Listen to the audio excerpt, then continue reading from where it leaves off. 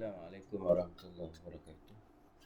Bismillahirrahmanirrahim. Alhamdulillah wassalatu wassalamu ala Rasulillah wa ala alihi wa sahbihi ajma'in. Subhanaka la ilma lana illa ma 'allamtana innaka antal alimul hakim. Rabbi shrah li sadri wa yassir li amri wahlul 'uqdatam min lisani yafqahu qawli. Babu birril walidil musyrik.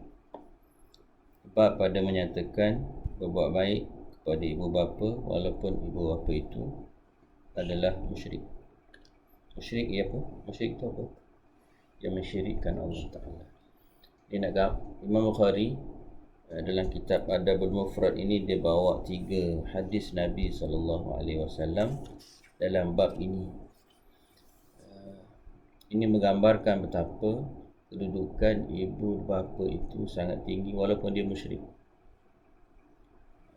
Satu hadis marfu' mengenai seorang sahabat Nabi bernama Sa'ad bin Abi Waqqas. Istimewanya sahabat Nabi ni, pada diri dia aja turun 4 hukum. 3 ayat Quran turun atas sebab yang berlaku kepada diri baginda, dan 1 hadis Nabi SAW. Maksudnya istimewa lah bagaimana Allah SWT turunkan Quran untuk menyelesaikan masalah dia.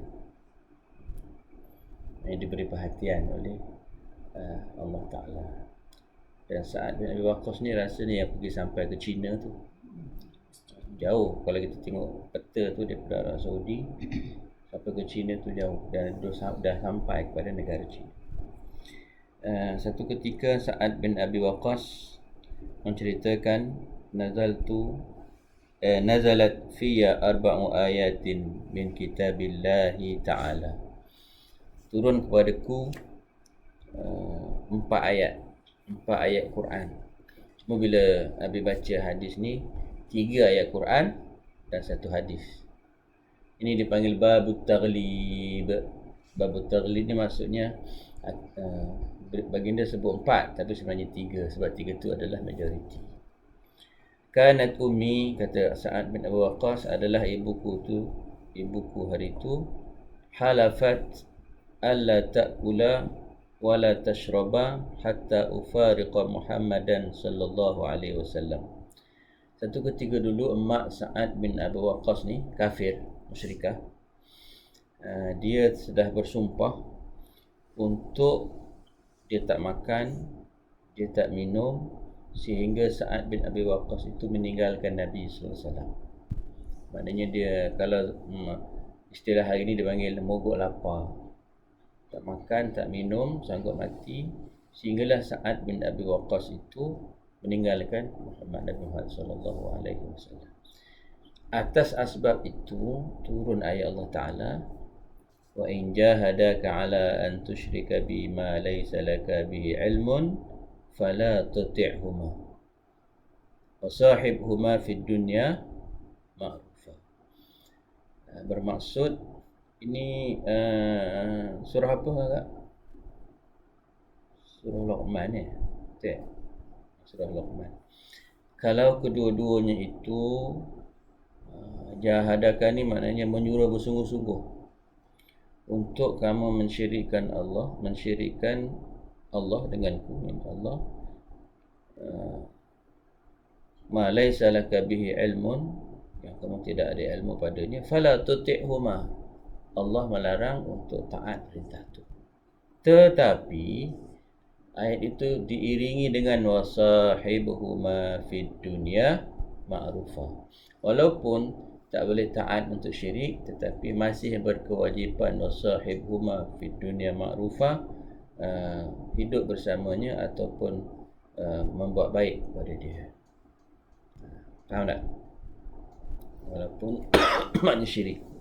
Kemudian yang kedua, inni kuntu akhadtu sayfan a'jabani faqultu ya Rasulullah habli hadha fanazalat yas'alunaka 'anil anfal. Sa'ad bin Abi Waqqas satu ketika selepas perang, ada harta rampasan perang banyak. Sa'ad bin Abi Waqqas ni dia nampak satu pedang cantik. Dia ambil pedang tu, ya Rasulullah, boleh tak bagi pedang ni pada aku. Turun ayat surah Al-Anfal, yas'alunaka 'anil anfal. Kamu ditanya mengenai bagaimana nak buat cara pembahagian harta rampasan perang itu. Ada dia cara itu sendiri. Itu yang kedua. Yang ketiga, wa thalithatu anni maridtu, aku sakit. Fa'atani Rasulullah sallallahu alaihi wasallam. Rasulullah SAW datang menziarahi. Ini sunnah hukumnya, menziarahi orang sakit. Jadi kamu kat dalam asrama, kalau sekiranya ada kawan-kawan sakit, sunnah hukumnya kita ziarahi. Dalam satu hadis Qudsi, Abi dah bacalah dari Masjid Ma'ruf bila subuh, cerita tentang bagaimana Allah tanya kepada hamba-Nya, pasal apa aku sakit engkau tak ziarahi aku, sedangkan Maha Suci Allah daripada sakit. Allah kata, kalau engkau ziarahi aku berada di sisi pesakit itu. Maha Suci Allah daripada ada bertempat. Tetapi kita maknakan di sisi orang sakit itu ada rahmat, ada kasih sayang Allah, ada redha Allah. Maka kalau kita ziarahi dia, kita akan dapat rahmat dan redha Allah Ta'ala itu. Apatah lagi kalau sekiranya ibu dan bapa sakit, maka berganda-ganda rahmatnya di situ. Maka ketika Rasul SAW menziarahi aku, faqultu ya Rasulullah, maka aku berkata kepada Rasulullah, wahai Rasulullah, ini uridu an uqsima mali.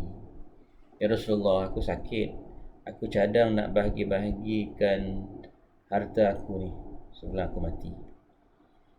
Afa usi binisfi, boleh tak ya Rasulullah kalau aku wasiatkan harta aku itu separuh? Maknanya kalau ada 1,500,000 aku nak wasiat. Faqala la, sabda Nabi SAW, separuh tak boleh.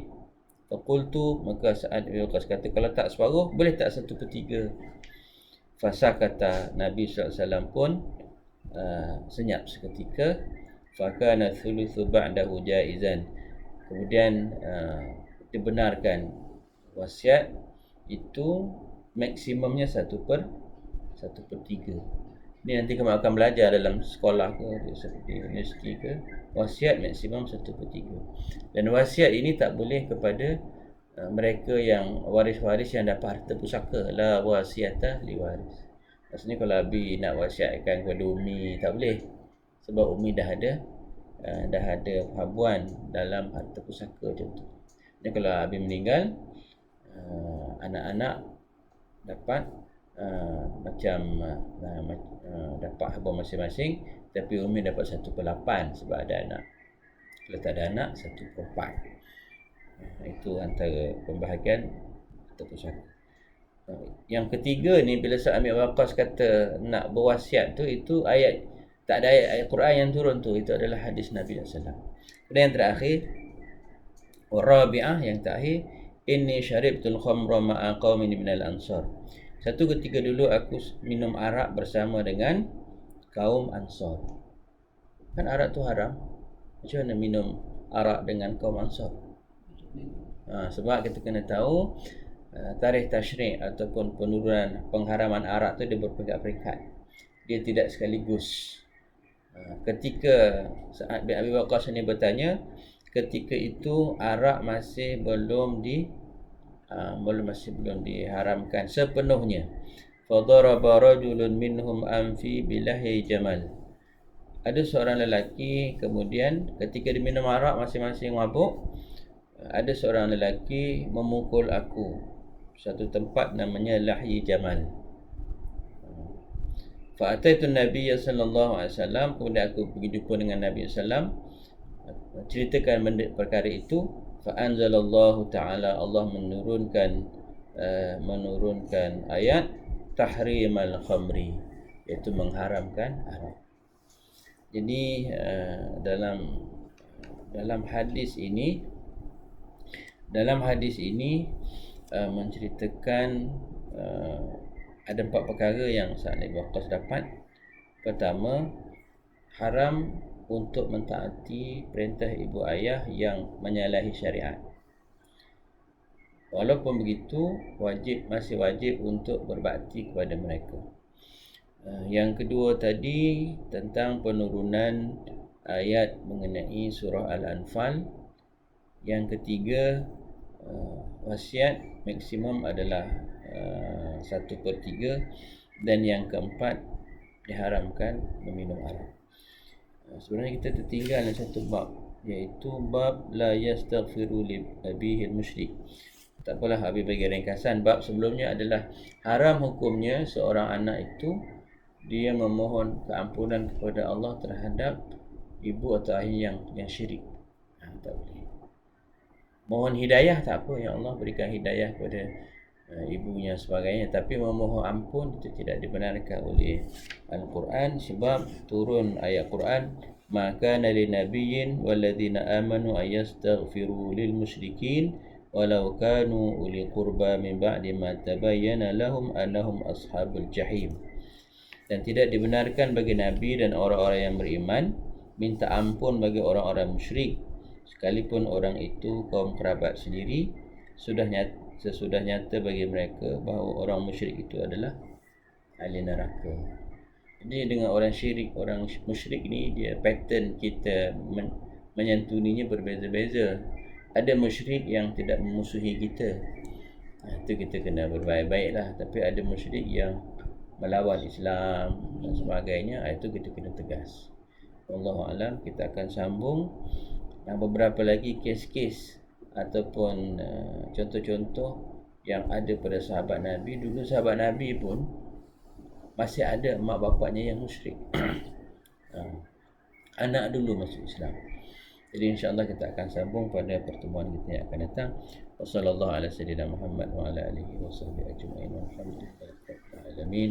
Assalamualaikum warahmatullahi wabarakatuh.